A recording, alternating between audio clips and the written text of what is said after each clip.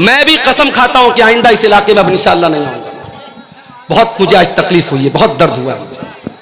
जिस तरीके का लबो लहजा, जिस तरीके की जबान इस्तेमाल हो रही है, आप आलिम को बुला करके डरा रहे हैं, उसको जो है आतंकित कर रहे हैं, उसको दहशत में मुब्तला कर रहे हैं। एक आदमी मुझसे आके कहता है कि संभल के जाइएगा, आपके ऊपर हमला हो सकता है। मतलब आप इसलिए एक मेहमान को बुलाते, आलिम को बुलाते हैं।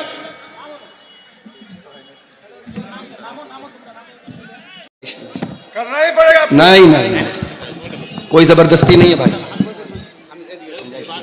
नहीं करेगा तो जलसा का हर जगह देके जाओ।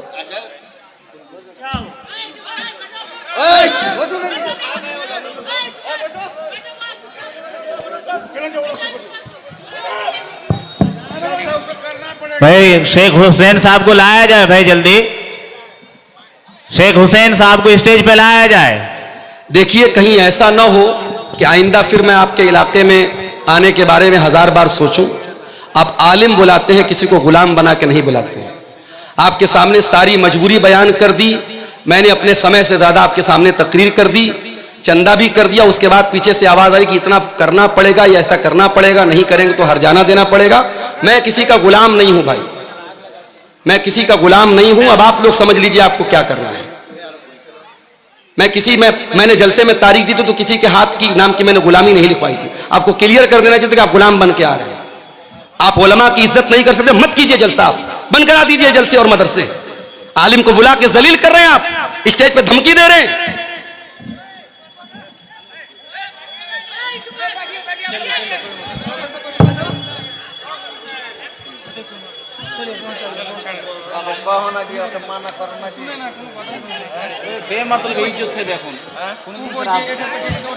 मैं भी कसम खाता हूं कि आइंदा इस इलाके में अब इंशाअल्लाह नहीं आऊंगा।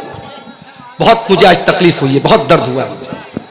जिस तरीके का लबो लहजा, जिस तरीके की जबान इस्तेमाल हो रही है, आप आलिम को बुला करके डरा रहे हैं, उसको जो है आतंकित कर रहे हैं, उसको दहशत में मुब्तला कर रहे हैं। एक आदमी मुझसे आके कहता है कि संभल के जाइएगा, आपके ऊपर हमला हो सकता है। मतलब आप इसलिए एक मेहमान को बुलाते, आलिम को बुलाते हैं।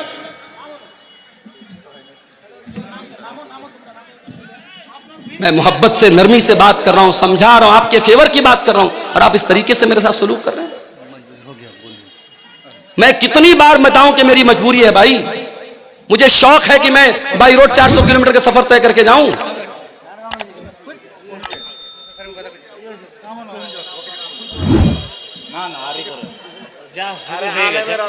मैं गवर्नमेंट टीचर हूं मदरसे में, वहां सुबह बायोमेट्रिक लगेगी, अंगूठा लगाना है मुझे। उत्तर प्रदेश मुझे जाना है, बनारस जाना है। मैं मजबूरी बता, मैं जुमा में बयान कर चुका हूं।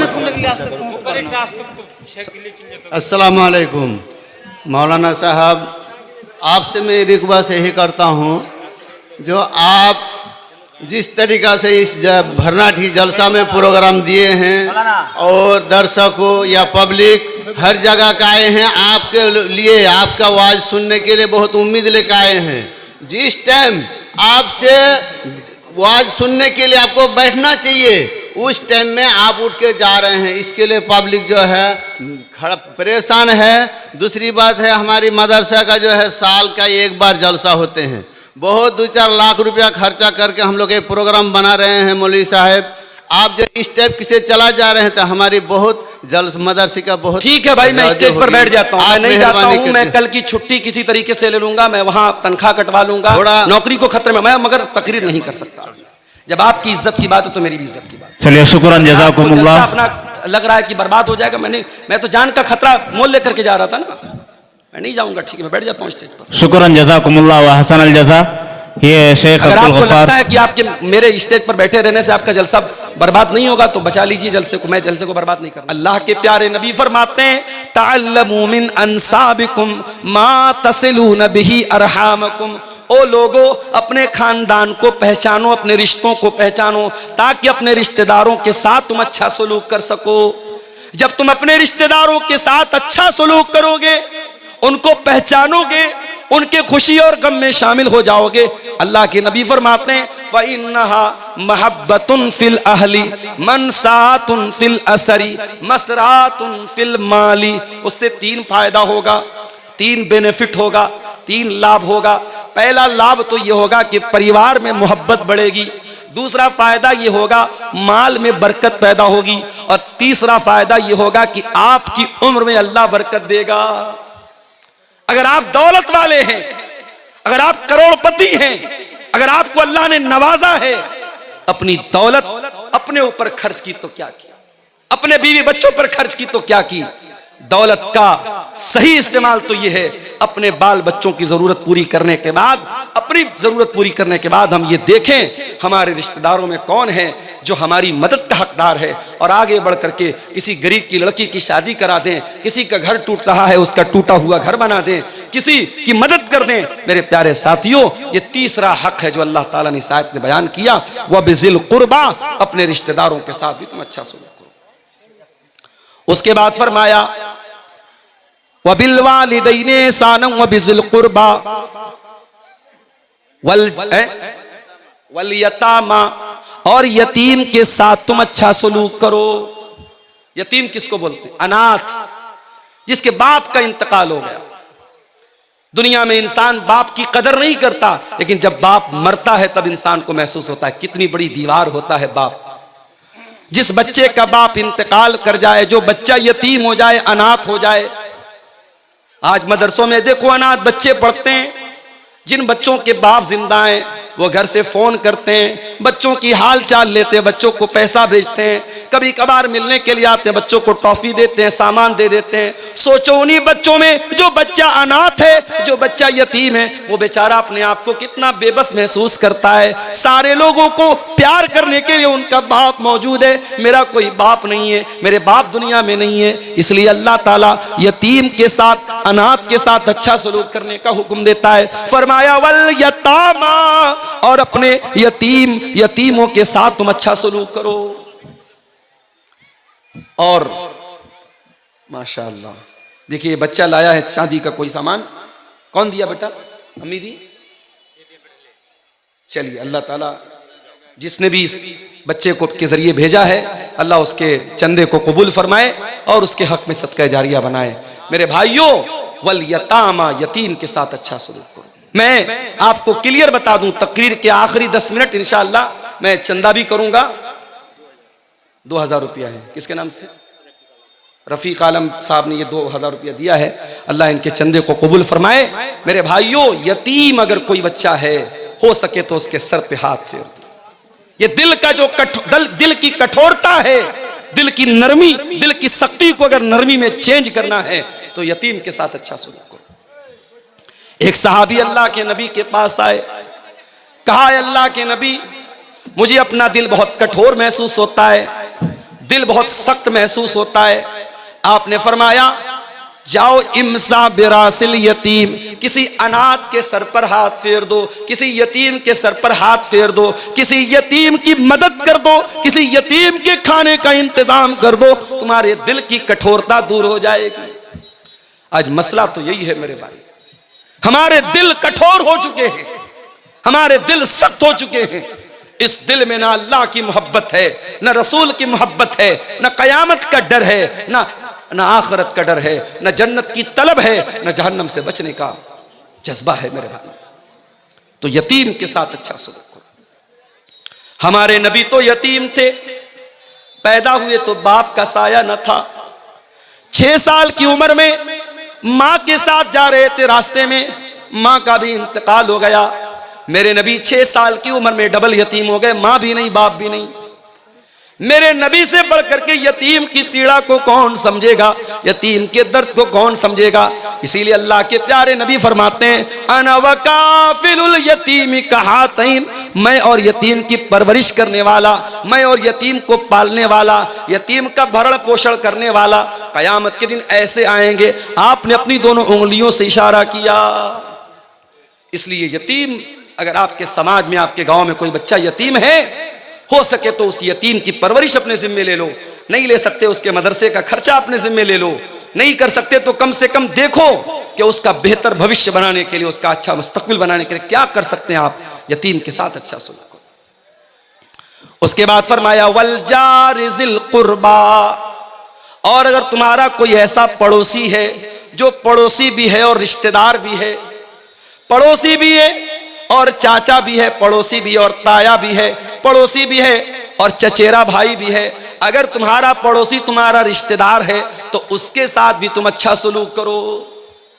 और कुछ उलमा का कहना है कि वल जार ज़िल कुर्बा का मतलब पड़ोसी हो और मुसलमान हो।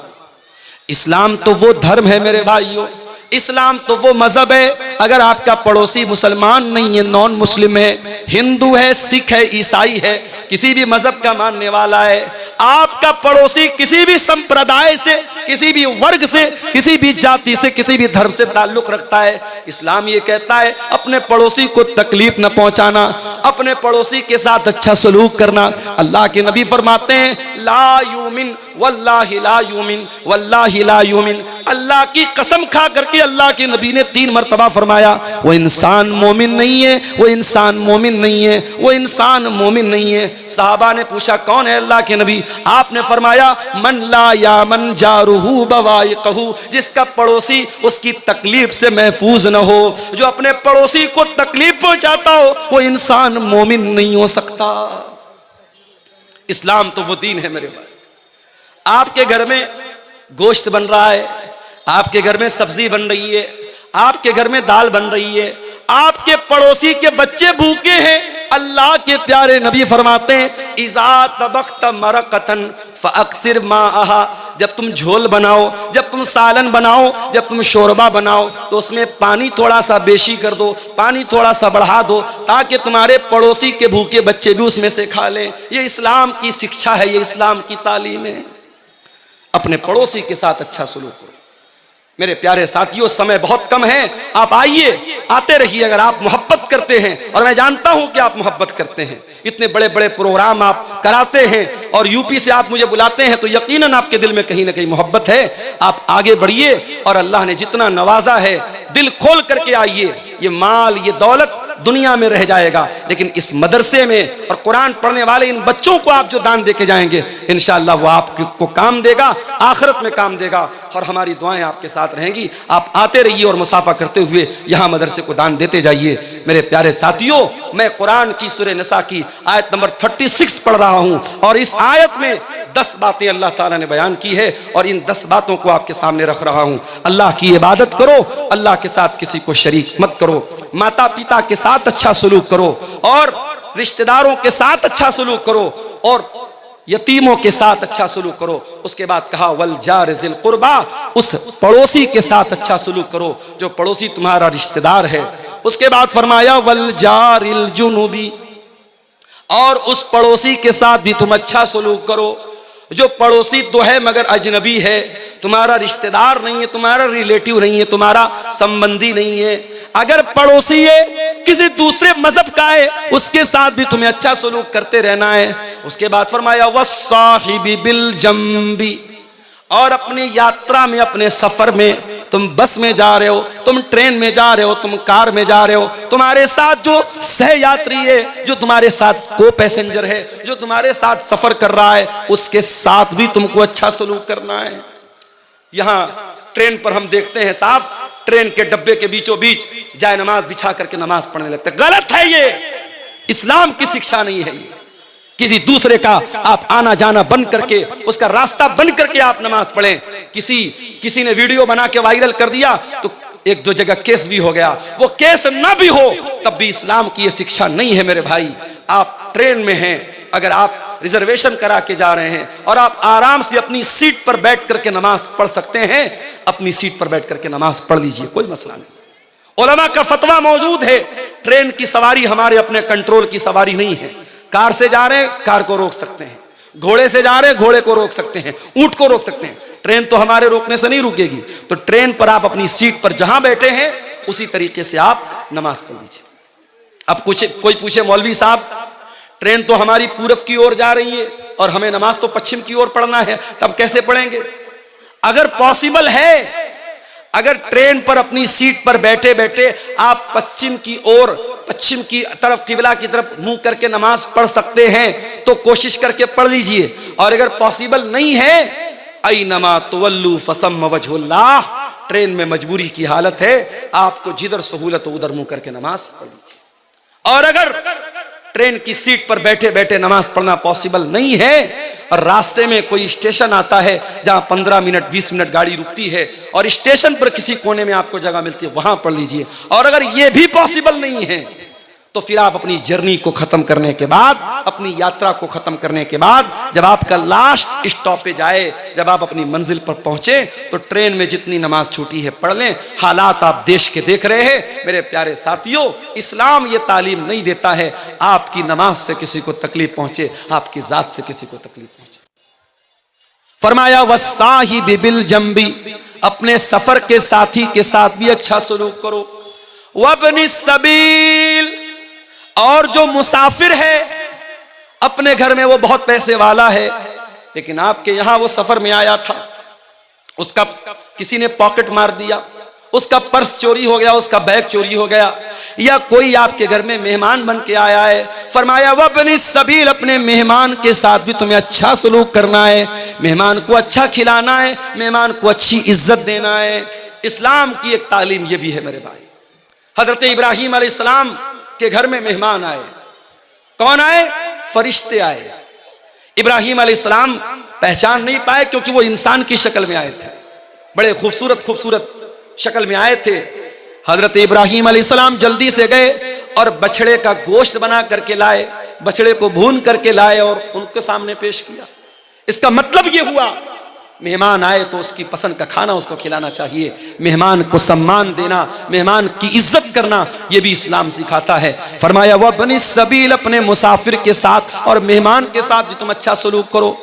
उसके बाद फरमाया वमा मलकत ईमानुकुम, जो लोग तुम्हारे अंडर में काम कर रहे हैं, जो तुम्हारे गुलाम हैं, तुम्हारे नौकर हैं, तुम्हारे कर्मचारी हैं, तुम किसी कंपनी के मालिक हो, बॉस हो, तुम्हारे अंडर में काम करने वाले लोग हैं, या तुम कोई कारखाना चला रहे हो, तुम्हारे घर में काम करने वाले लोग हैं, अपने नौकर चाकर के साथ, अपने गुलामों के साथ भी तुम अच्छा सलूक करते रहना। ये 9 चीजें हो गई मेरे भाई। उसके बाद 10वीं चीज क्या है? इन्नल्लाह ला युहिब्बु मन काना मुख्तालन फखूरा, अल्लाह ताला उन लोगों को पसंद नहीं करता है जो घमंडी हैं, जो तकब्बुर करने वाले हैं, जिनके अंदर अहंकार है, जिनके अंदर गुरूर है। अल्लाह गुरूर करने वाले को कभी पसंद नहीं करता। न दौलत का गुरूर चलेगा, न कुर्सी का गुरूर चलेगा, न खूबसूरती का गुरूर चलेगा। बहुत बड़ी दौलत वाला था कारून, अपने खजानों के साथ जमीन में धसा दिया गया। बहुत बड़ा बादशाह था फिरौन, उसकी सारी बादशाहत खत्म हो गई और पानी में अल्लाह ताला ने डुबा डुबा करके मार दिया। बड़ी ताकत वाली कौम थी कौम आद, बड़ी ताकत वाली थी कौम समूद, अल्लाह ताला ने हवा की तरह उड़ा दिया। इन्नल्लाह ला युहिब्बु मन काना मुख्तालन फखूरा, अल्लाह ताला अहंकारी लोगों को, मगरूर लोगों को, घमंडी लोगों को पसंद नहीं करता मेरे भाई। इसलिए अपने अंदर तवाज़ु पैदा करो। अगर समाज में आपको इज्जत मिली है, रुतबा मिला है, कदर करो इसकी, इज्जत करो इसकी कि अल्लाह आपसे काम ले रहा है। अल्लाह ने आपको लोगों में एक वर्चस्व दिया है, एक स्टेटस दिया, एक सम्मान दिया है। इसका दुरुपयोग न करो, इसका गलत इस्तेमाल न करो मेरे प्यारे साथी। अल्लाह के प्यारे नबी फरमाते हैं मन तवाज़ा लिल्लाहि रफ़अहुल्लाह, जो अपने आप को छोटा बना ले अल्लाह के लिए, जो अपने आप को हकीर बना ले अल्लाह के लिए, अल्लाह उसको और बुलंदी देगा, और सम्मान देगा, और ऊंचा मकाम देगा। तो ये 10 बातें हैं मेरे प्यारे साथियों जो सूरह निसा की आयत नंबर 36 में अल्लाह ताला ने हमारे सामने बयान की है। अब आप रात भर जलसा इंशाअल्लाह सुनेंगे, लेकिन मैं आपसे ये कहना चाहूंगा कि एक बार अकेले में बैठकर, तन्हाई में बैठकर जरा गौर कीजिएगा कि इन 10 बातों में से कितनी बात पर आप अमल कर रहे हैं। पहली चीज क्या है? अल्लाह की इबादत करना और अल्लाह की इबादत में किसी को शरीक न करना। कभी गौर कर लेना घर में जाके, कहीं ऐसा तो नहीं कि हमारे घर में भी बच्चे तावीज पहन रहे हैं, हमारे घर में भी बच्चों के माथे पर काला टीका लगाया जा रहा है, हमारे घर की औरतें भी टोने टोटके कर रही हैं, गलत रास्तों पे जा रही हैं। अगर हो रहा है तो जाके बंद करा दो मेरे भाइयों, अपने अकीदे और अपनी तौहीद को बर्बाद मत करो। दूसरी चीज, माता पिता के साथ अच्छा सलूक। अगर आपके घर में आपके माँ बाप तकलीफ में हैं, आप इस आयत पर अमल नहीं कर रहे हैं, आप जाइए माँ से माफी मांगिए, बाप से माफी मांगिए, और यकीन रखिए जब तक माँ जिंदा है माफी मांग सकते हो, बाप जिंदा है माफी मांग सकते हो। माँ चली गई, बाप चला गया, पछताओगे, कि काश मैंने माफी मांग ली होती, काश मैंने अच्छा सलूक किया होता। आज इंसान 4 पैसे कमाता है, माँ की दवा के पैसे उसके पास नहीं है, बाप के इलाज के पैसे उसके पास नहीं। अरे ऐसी दौलत इकट्ठा करके क्या करेगा कि तेरी माँ इलाज के अभाव से मर जाए, तेरा बाप छोटी छोटी चीजों के लिए दूसरों का मोहताज बन जाए। अपने माँ बाप के साथ अच्छा सलूक करो मेरे भाई, रिश्तेदारों के साथ अच्छा सलूक करो, यतीमों के साथ अच्छा सलूक करो, पड़ोसियों के साथ अच्छा सलूक करो। दूर के पड़ोसी हैं या कोई गैर मुस्लिम पड़ोसी है, नॉन मुस्लिम पड़ोसी है, उसके साथ भी आपको अच्छा सलूक करना है। सफर का साथी है, उसके साथ भी आपको अच्छा सलूक करना है। मुसाफिर है, मेहमान है, उसका भी आपको सम्मान करना है। और आपका नौकर चाकर गुलाम लौंडी, उस जमाने में गुलाम लौंडी होते थे, आज के जमाने में नौकर चाकर हैं, इनके साथ भी अच्छा सलूक करना है। और 10वीं चीज ये है, अपने आप को अहंकार और गुरूर से बचाना है। मेरे भाइयों, अब आप आइए, मैं चंदे का काम शुरू कर रहा हूं, आप आते जाइए। और जो अल्लाह ताला ने आपको नवाजा है, मैं जानता हूं आप जलसे में आते हैं, तैयारी के साथ आते हैं और दान देने के लिए आते हैं। मेरे हाथ पे आप मुसाफा करते हुए, जो भी आप इस इदारे के लिए, ये बच्चे कुरान का हिफ्ज कर रहे हैं यहाँ, और अल्लाह के नबी की हदीस है, खैरुकुम मन तअल्लमल कुरान व अल्लमहु, तुम में सबसे बेहतरीन इंसान वो है जो कुरान को सीखता है, सिखाता है। मेरे अजीजों, ये हिफ्ज कुरान का मदरसा है। और आप, मैंने देखा कई लोगों ने कुरान भी यहाँ पे मदरसे के बच्चों के लिए दिया है। आप कुरान भी दे सकते हैं, आप रकम भी दे सकते हैं। इन बच्चों के साल भर के तालीम पर और इनके खान पान पर जो खर्च आएगा, उसमें भी आप ताउन कर सकते हैं। आप आगे बढ़िए और इस मदरसे का ताउन मेरे हाथ पे आप करते हुए जाइए।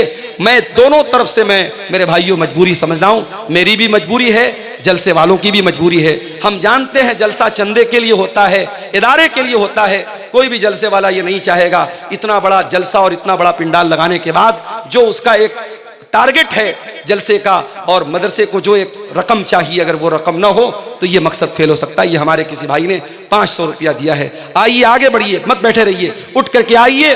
मेरे हाथ पे जो भी आप 1000 2000 दे सकते हैं, दे करके आइए। हमारे बाद मौलाना हुसैन अहमद सलफी साहब अररिया के, बहुत बेहतरीन मिष्टी जुबान उनकी है, मिष्टी भाषा है, मंगला जुबान के अच्छे मुकर्रिर हैं। ये हमारे किसी भाई ने 100 रुपया दिया है।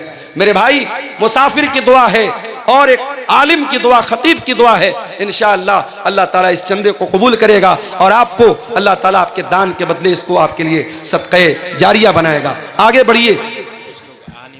हाँ, ठीक है। धान हो, मकई हो, वो भी लिखा सकता है। ये कमेटी के लोग गमछा लेके भी घूम रहे हैं, उनको आप यहां तक आ नहीं सकते। अगर आप अपनी जगह बैठे रहना चाहते हैं, देखिए जो भी 100 200 1000 जो भी आप दे सकते हैं, चंदा दीजिए। ये मदरसा के चंदे ही का जलसा है, आपको बताने की जरूरत नहीं है। आइए आगे बढ़िए, इंशाअल्लाह ये चंदा, ये दान आपके काम आएगा। आइए मेरे भाइयों आगे बढ़िए। माँ बहनों से भी गुजारिश करूंगा कि आप भी, आपके अंदर भी बहुत जज्बा होता है, अल्लाह आपको भी बहुत जज्बा देता है। अपने सोने के ज़ेवरात उतारिए और भेजिए यहाँ पे, ये मौका बार बार नहीं मिलता है। अल्लाह ताला इन तमाम चंदा देने वालों के चंदे को कबूल फरमाए। इसके हक में जो बीमार हैं, अल्लाह उनको शिफा अता फरमाए। और जो लोग भी दे रहे हैं ये चंदा, अल्लाह उनकी रोजी रोटी में बरकत अता फरमाए। मेरे भाइयों, हमारे पास वक्त बहुत कम है, 5-10 मिनट का टाइम हमारे पास और है। आप आइए आगे बढ़िए और इदारे का ताउन करते हुए जाइए। अल्लाह ताला ये 500 रुपया एक और भाई ने दिया है, अल्लाह ताला इनके चंदे को कबूल फरमाए। देखिए, मैं आम तौर से चंदा नहीं करता हूं, लेकिन आपकी मोहब्बत में और आपके इदारे की मोहब्बत में मैं ये चंदा कर रहा हूं। आप आगे बढ़िए और मेरे हाथ में आप जो भी दे सकते हैं दे करके जाइए, ताकि जलसे की जो असल मकसद और उद्देश्य है वो पूरा हो जाए। मदरसे की उन्नति, मदरसे की तरक्की, इसके लिए हम আসুন আপনারা একটু দানের দিকে হাত বাড়ান। इधर रास्ता छोड़ दो जो आना चाहे। এখনো দুজন বক্তা আছেন, আসুন আপনারা। आइए आगे बढ़िए। মৌলানা কোনোদিন দান নেন না, কিন্তু আজকে আপনাদের কাছ থেকে যখন চেয়েছেন, তো আপনারা দিল খুলে ওনার হাতে দান করুন। आसन आसन आसन आसन दान देन। आइए, माशाअल्लाह, अल्लाह ताला कबूल फरमाए। এই প্রজেক্ট এ वाला अल्लाह मगफरत এই यूट्यूबर ये सब हटाओ, उनका हटाओ, आप लोगों को आने दो। माशाअल्लाह। देखिए, मैं रास्ता रकम खाली गिनने करो, नहीं रास्ता जा- जो खाली आ रहा करो। है, मैं कबूल कर रहा हूं। आप आइए, अपनी कैपेसिटी के हिसाब से जो भी अल्लाह ने आपको नवाजा है, आप यहाँ चंदा दीजिए। अल्लाह आपके दान खैरात को कबूल फरमाए।